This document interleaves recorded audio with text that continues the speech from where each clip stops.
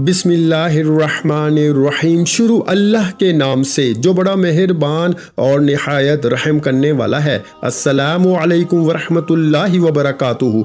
मोहतरम नाज़रीन कराम, आज जुम्मे के दिन का दौलत का वजीफ़ा अल्हम्दुलिल्लाहि रब्बिल आलमीन, ये पढ़ते ही घर में इतना पैसा आएगा, हर रिश्तेदार आपके आगे पीछे घूमेगा, एक दिन में करोड़ों मिलेंगे इंशाअल्लाह। मोहतरम नाज़रीन कराम, आज जुम्मे के दिन का एक ऐसा दौलत का ख़ास वजीफ़ा आपके हवाले करूँगा। ये इतना तेज़ वजीफ़ा है कि 2 मिनट में असर कर जाएगा। दोस्तों, जुम्मे की फजीलत के बारे में तो हर कोई जानता है कि जुम्मे के दिन की कितनी अहमियत है। जुम्मे के दिन की फजीलत ये है कि ये दिन हफ्ते के सारे दिनों का सरदार है। एक हदीस में है कि सबसे बेहतर दिन जिस पर आफताब तुलू होता है जुम्मे का दिन है। इस दिन हजरत आदम अलैहिस्सलाम की तख्लीक हुई। इसी दिन इनको जन्नत में दाखिल किया गया। इसी दिन इनको जन्नत से निकाला और दुनिया में भेजा गया और इसी दिन क़यामत कायम होगी। जुम्मे की फजीलत के लिए यही काफ़ी है कि सरकारे मुस्तफ़ा सल्लल्लाहु अलैहि वसल्लम ने इरशाद फरमाया, ये तमाम दिनों का सरदार है। जुम्मे के रोज मरने वाले से कब्र में सवालात नहीं किए जाते हैं। रोज जुम्मा में एक ऐसा वक्त है जिसमें दुआ रद्द नहीं की जाती। जुम्मे के दिन एक नेकी का सवाब 70 गुना ज्यादा मिलता है, जबकि और दिनों में एक नेकी करने पर सिर्फ 10 नेकियां मिलती हैं। जुम्मे के दिन हर घंटे में 6 लाख मुसलमान अज़ाबे नार से निजात पाते हैं, जिस पर जहन्नम वाजिब हो चुकी होती है। जुम्मे के दिन हर घड़ी बड़ी कीमती है, इसलिए हमें इसकी कदर करनी चाहिए। इसे और दिनों की तरह गफलत में हरगिज नहीं गुजारना चाहिए, बल्कि इस दिन का फायदा उठाते हुए रहमत इलाही से माला माल होते रहें और दूसरे को भी इस बारे में बताएं ताकि वो भी जुम्मे के दिन से फैज़ याब हो सके। अल्लाह पाक हमें जुम्मे के दिन की कदर करने की तौफीक अता फरमाए। अल्लाह पाक के प्यारे रसूल मकबूल सैयदा आमना रज़ी अल्लाह ताला अन्हा के गुलशन के महकते फूल सल्लल्लाहु अलैहि वसल्लम ने इरशाद फरमाया, बिलाशुबा तुम्हारे लिए हर जुम्मे के दिन में एक हज और एक उम्रा मौजूद है। लिहाजा जुम्मे की नमाज के लिए जल्दी निकलना हज है और जुम्मे की नमाज के बाद असर की नमाज के लिए इंतजार करना उम्रा है। हजरत सैयदना अब्दुल्ला बिन अब्बास रजी अल्लाह ताला अन्हुमा से रवायत है कि सरकार दो आलम सल्लल्लाहु अलैहि वसल्लम ने इरशाद फरमाया कि जुम्मा की नमाज मसाकीन का हज है, और दूसरी रवायात में है कि जुम्मे की नमाज गरीबों का हज है। नबी करीम सल्लल्लाहु अलैहि वसल्लम का फरमाने रहमत निशान है। जुम्मे में एक ऐसी घड़ी है कि अगर कोई मुसलमान इसे पाकर इसे वक्त अल्लाह पाक से कुछ मांगे तो अल्लाह पाक इसको जरूर देंगे, और वो घड़ी मुख्तसर है। नाज़रीन कराम, जिस बंदे की कई सालों से जेब खाली है, जो बंदा कई सालों से गुर्बत तंग दस्ती का शिकार है, जिस घर में कई सालों से रिज्क और दौलत की तंग दस्ती है, जहां रहमतों बरकतों की बहारें आज तक नहीं आई, वो दुनिया जहां के तमाम काम छोड़ के आज जुम्मे के दिन दौलत का वजीफा किसी सूरत मत छोड़े। ये दौलत का एक खास वजीफा है कि पढ़ने वाला रब्बे काबा को राजी कर लेता है, और जिस बंदे से रब राजी हो जाए उस बंदे की हर परेशानी, हर मुश्किल, हर तंग दस्ती टल जाती है। अल्हम्दुलिल्लाहि रब्बिल आलमीन का कमालात हर कोई जानता है, लेकिन अगर कोई नहीं जानता तो आज ये वजीफा बताए गए तरीके से एक बार मेरे कहने पर करके देखें, आप तमाम वजीफों को भूल जाओगे। सिर्फ जुम्मे के दिन पढ़ने की देर है। ये वजीफा आज तक जिस किसी को बताया, जिसने पढ़ा, रब ने बेशुमार रहमतों बरकतों से नवाजा। ये वो आयत है जिससे आपकी और आपकी नस्लों की तमाम परेशानियां खत्म हो जाती हैं।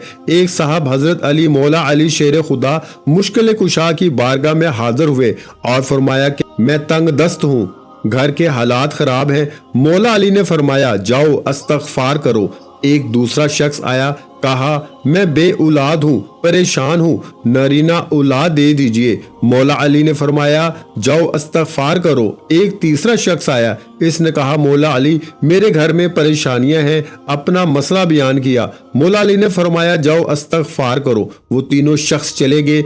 پاس بیٹھے ایک بندے نے مولا علی شیر خدا جس کو لقب ملا ہو مشکل کشا سے پوچھا کہ مولا علی آپ کے پاس 3 بندے آئے، تینوں نے اپنے مختلف مسائل پیش کیے اور آپ نے تینوں کو استغفار کا ہی ذکر کیوں کہا؟ تو مولا علی نے فرمایا کہ آج ہماری تباہی و بربادی کی سب سے بڑی وجہ ہمارے گناہ ہیں۔ اگر کسی کا رزق تنگ ہوتا ہے تو وہ توبہ کرے، اگر پریشانیاں کسی کی جان نہیں چھوڑ رہی تو وہ توبہ کرے، اگر کسی پر آزمائش آتی ہے تو وہ توبہ کرے، اگر کسی کے گھر فاقے ہیں، غربت ہے تو وہ توبہ کرے۔ توبہ کا ذکر، استغفار رب کو راضی کر لیتا ہے، رب کو منا لیتا ہے، اور جس بندے سے رب راضی ہو جاتا ہے پھر اسے مانگنا نہیں پڑتا، اسے غائبی خزانوں سے دے دیا جاتا ہے۔ مولا علی نے فرمایا کہ جب کبھی آپ پر مشکل وقت آ جائے استغفار کرو، اور بعض اوقات واقعی انسان سے جانے انجانے میں کوئی ایسا گناہ، کوئی ایسی بات، کوئی ایسا عمل ہو جاتا ہے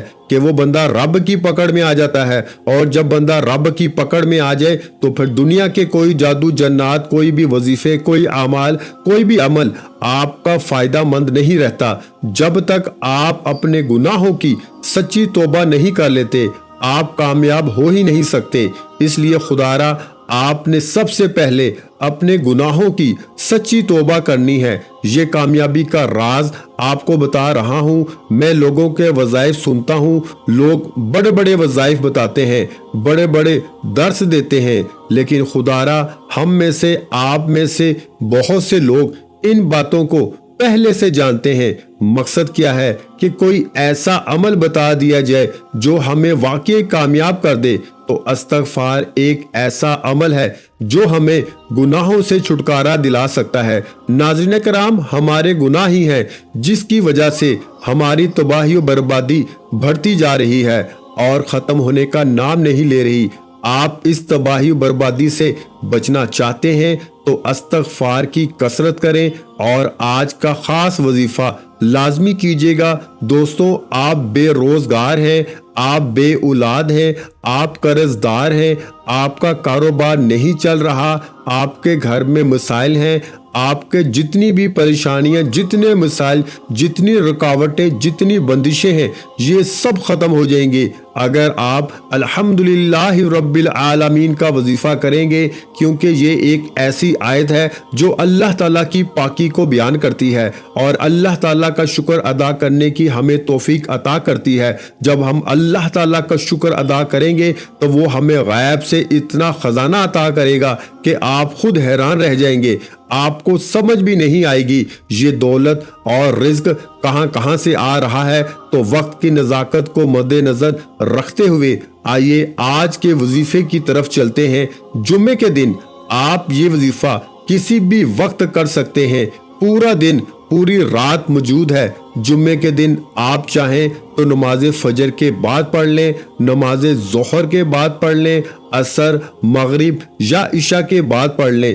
پورا دن، پوری رات موجود ہے۔ باوضو مصلی پہ بیٹھ کر آپ نے سب سے پہلے ایک بار اعوذ باللہ من الشیطان الرجیم پڑھنا ہے، ایک بار بسم اللہ الرحمن الرحیم پڑھ کے وظیفے کا آغاز کرنا ہے۔ نبی کریم صلی اللہ علیہ وآلہ وسلم کی ذات اقدس پر 3 مرتبہ درود پاک پڑھنا ہے۔ درود پاک آپ صلی اللہ علیہ وآلہ وسلم پڑھ لیں یا صلی اللہ علی محمد پڑھ لیں یا نماز والا درود ابراہیمی پڑھ لیں، تو اس سے بڑھ کر اور کچھ بھی نہیں۔ آپ نے درود پاک پڑھتے ہی سب سے پہلے عاجزی کے ساتھ اپنے مقصد کی نیت کرنی ہے۔ مقصد جتنا بڑا ہو یہ نہ دیکھنا کہ یہ ناممکن ہے، آپ یہ دیکھو کہ مانگ کس ذات سے رہے ہو جو عرش الہی کا رب ہے، خزانوں کا مالک ہے۔ آپ اس رب سے مانگ رہے ہو جس کے قبضہ قدرت میں دونوں جہاں کی بادشاہت ہے، اور وہی آپ کو عطا کرے گا۔ بے شک وہ ہر چیز پہ قادر ہے اور وہ بہت غفور الرحیم اور بے نیاز ہے۔ دوستو، آپ انشاءاللہ جو مانگیں گے آپ کو مل جائے گا۔ اپنے مقصد کی نیت کیجئے، اگر گاڑی، دولت، شہرت جو بھی چاہیے وہ مانگ لیں۔ اگر آپ کو پریشانی ہے تو اپنے مقصد کی نیت کرنے کے بعد وہیں بیٹھے آنکھوں کو بند کیجئے، پوری توجہ اور دھیان سے وظیفہ پڑھنا شروع کیجئے۔ یہ پہلے نمبر پر وظیفہ ہے، یہی کامیابی کا راز ہے۔ یہی جس طرح ایک مکان، ایک بلڈنگ بنائی جاتی ہے تو اس کی بنیاد رکھی جاتی ہے، دیواریں مضبوط کی جاتی ہیں، اسی طرح کسی بھی کامیابی کا راز شروع ہوتا ہے درود پاک سے۔ درود پاک پڑھ کر جو بھی دعا اور جو بھی وظیفہ کیا جاتا ہے تو وہ ضرور قبول ہوتا ہے۔ اس لیے ایک بار میرے ساتھ بھی درود پاک پڑھ لیں تاکہ آپ کو بھی ثواب ہو اور مجھے بھی۔ اللہم صلی علی محمد وعلی آل محمد کما صلیت علی ابراہیم وعلی آل ابراہیم انک حمید مجید۔ اللہم بارک علی محمد وعلی آل محمد کما بارکت علی ابراہیم وعلی آل ابراہیم انک حمید مجید۔ جو بندہ درود پاک پڑھتا ہے تو وہ اللہ تعالیٰ کو راضی کرتا ہے، کیونکہ اللہ تعالیٰ اس عبادت سے بہت زیادہ خوش ہوتا ہے۔ اس لیے کہا جاتا ہے کہ تمام عبادات میں سے سب سے زیادہ افضل درود پاک پڑھنا ہے، جس کی قبولیت کا کوئی شک نہیں، کیونکہ رب کی رضا اس میں ہے کہ جب بندہ اپنے کبیرہ صغیرہ گناہوں کو معاف کرتا ہے، بخشوا لیتا ہے تو رب راضی ہو جاتا ہے۔ اس طرح سے آپ نے جمعے کے دن درود پاک پڑھ کر یہ وظیفہ شروع کرنا ہے۔ یہ وظیفہ آپ اپنے ہاتھ کی انگلیوں پر گن کے پڑھ سکتے ہیں تو بہترین ہے۔ اگر ہاتھ کی انگلیوں پر گن کر نہیں پڑھ سکتے تو تسبیح کا استعمال کر لیں، لیکن تعداد میں کمی بیشی نہیں ہونی چاہیے۔ اگر کمی بیشی ہوگی تو اس کے ذمہ دار آپ ہوں گے۔ آپ نے الحمدللہ رب العالمین کو ہاتھ کی انگلیوں پر 100 بار پڑھنا ہے، کمی بیشی نہیں کرنی۔ بعض اوقات بندہ ایک دانہ کم یا زیادہ پڑھ جاتا ہے، لیکن آپ نے 100 دانوں کی تسبیح کرنی ہے، 100 بار پڑھنا ہے۔ اور جب جب آپ کی زبان سے نکل رہا ہو الحمدللہ رب العالمین، آپ روتے ہوئے، تڑپتے ہوئے، سسکتے ہوئے رب کعبہ سے مانگتے چلے جائیں۔ یقین کیجئے اللہ تعالیٰ آپ کی نسلوں کو آباد کر دے گا۔ جس گناہوں کی پکڑ کی وجہ سے رب نے آپ کا رزق تنگ کیا ہے، آپ کے گھر میں پریشانیاں ہیں، فاقے ہیں، غربت ہے، تنگ دستیاں ہیں، اس آیت کی فضیلت و برکت سے ہر طرح کی پریشانیاں، ہر طرح کے گناہوں، ہر طرح کی بندشیں ٹوٹ جائیں گی اور کامیابی آپ کا مقدر ہو جائے گی۔ 100 دانوں کی ایک تسبیح پر پڑھنے کے بعد اب دوسرے نمبر پر جو آپ نے وظیفہ کرنا ہے وہ رب کے 2 ناموں کا وظیفہ ہے۔ 11 بار آپ نے یا رزاق یا فتاح کا وظیفہ پڑھنا ہے۔